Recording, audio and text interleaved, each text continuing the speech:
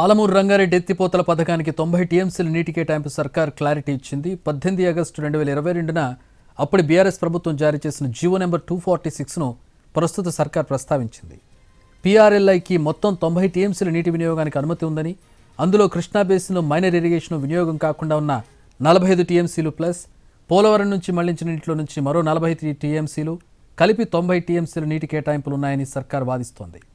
Demand నుంచి వెనక్కి వెళ్లే ప్రసక్తే లేదని మంత్రి ఉత్తమ్ అంటున్నారు. బీఆర్ఎస్ఏ అబద్ధాల పునాదుల మీద బతుకుతోందని విమర్శించారు. ఒక అబద్ధాన్ని పదే పదే చెబితే నిజమవుతుందనే భ్రమలో ఉన్నారని, బీఆర్ఎస్ది అతి తెలివి అన్నారు ఉత్తమ్. ఇరిగేషన్ మంత్రిగా ఉండి తెలంగాణకు అన్యాయం చేసేలా తానెందుకు లేఖ రాస్తానన్నారు.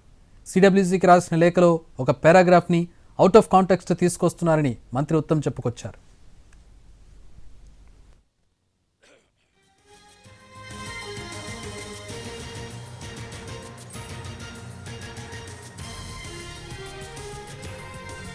కృష్ణా బేసిన్పై అసెంబ్లీలో పవర్ పాయింట్ ప్రెజెంటేషన్ సిద్ధంగా ఉన్నామని ఉత్తమ్ అన్నారు. స్పీకర్ అనుమతిస్తే పీపీటీ ఇస్తామన్నారు.